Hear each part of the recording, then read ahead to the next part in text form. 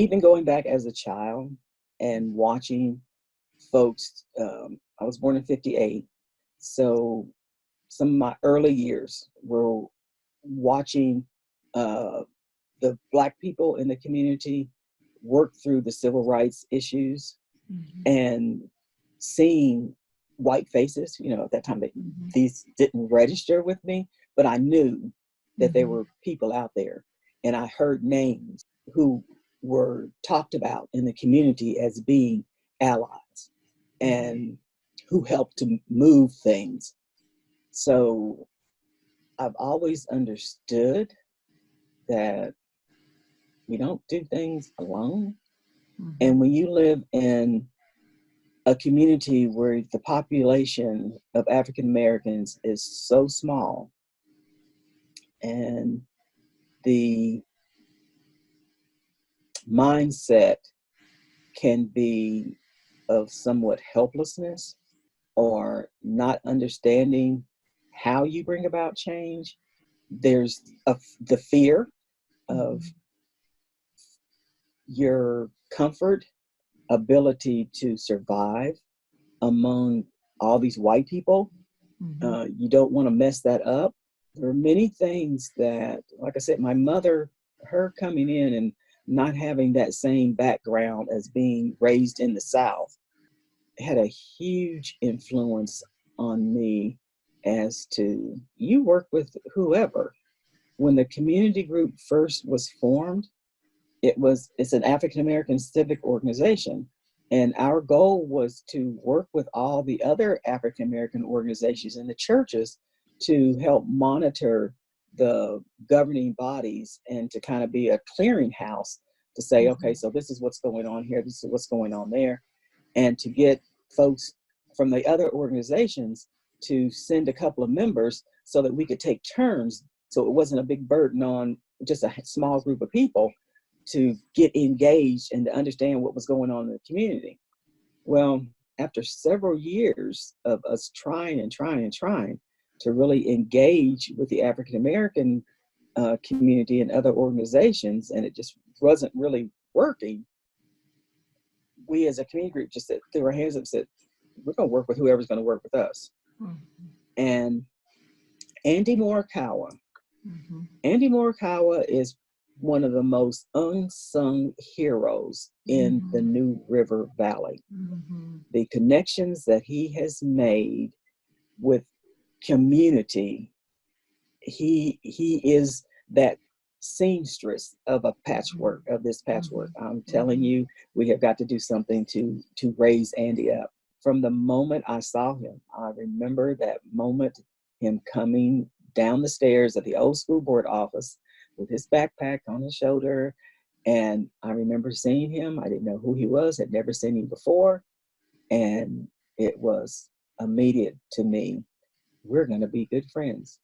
With him working with the diversity forum and then becoming part of the community group. He was one of the founding members, and with the New Mountain Climbers, and him helping to connect me with folks in the community who were like-minded and had worked with my mother and other folks in the community in the 60s and 70s. It just fell into place. It just never dawned on me that you work in isolation. You can't do that, because then you'll just be isolated. Nothing will change, and if it does, it will probably take a long time. So for me, especially in this community where you're surrounded by white people all the time, in high school, on athletic teams, in the classroom, and whatever you did, you were engaged with white people. And because of that whole thing during integration, where I was separated from the rest of the Black community because of where we lived at, we lived out in the county. It wasn't easy. We weren't in the typical Black community where you had, neighborhood where folks were all around you. We were out in the country. So being able to literally go over the hill, and that hill I talk about is the hill that Schaefer Memorial and the Christiansburg Community Center was on, which at one time was called Zion Hill, right? That was like a barrier for me to be connected with the Black community. I tell people I was almost 40 years old before I realized what it really meant to be Black, because I had just assimilated into the white culture, which can happen, right? Sure. There were Black kids who called me Oreo, which I had to ask one of my white kids, is that kind of the same thing of being called Uncle Tom or something? Because I had never heard that expression before, and I had to have a white person tell me, yeah.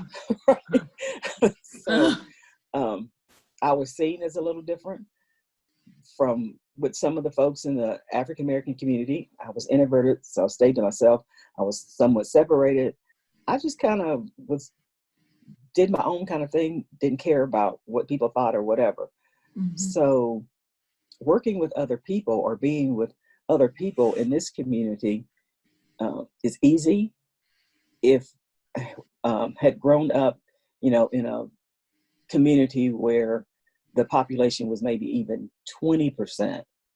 This conversation might be different, but because I had always worked with white people in some way or another, whether athletically or classroom, or this is who we are. Right. So you find people who are like-minded, and you work together. It's just that simple. It has to happen. During the civil rights movement, it was particularly white women who helped with the bus strike, Underground Railroad. I mean, it to me is as natural as walking and breathing. We work together. We're all human beings. So you just find people who are like-minded, and you work with them, and helping folks understand a different point of view. Because many times, if there has been no one sitting at the table, or they haven't been engaged with anyone in the African American community, as you said, you think you're doing the best and the right things, but if you don't know what you don't know, you just don't know it. So I don't hold things against people too much until they know what they know, and then they don't do it. I guess, I kind of, again, go back to that, my education and just the time period that I was born. The opportunities weren't necessarily always there for African Americans, and not getting that good foundation in early education to feel like I could even go or want to go on to higher education. It's what has made me who I am. And sometimes not knowing that, say ignorance is bliss. So sometimes not understanding that me saying things and me pushing things in certain places, not necessarily, that's, kind of being pushy or inappropriate, or we're gonna mess up some things if we keep telling people, that they need to do something different, and why. I don't know any better, right? Yeah. So this is what you do. Yeah. Ignorance for me, I say, in some ways, to those formal kinds of processes and ways of doing things, I could care less.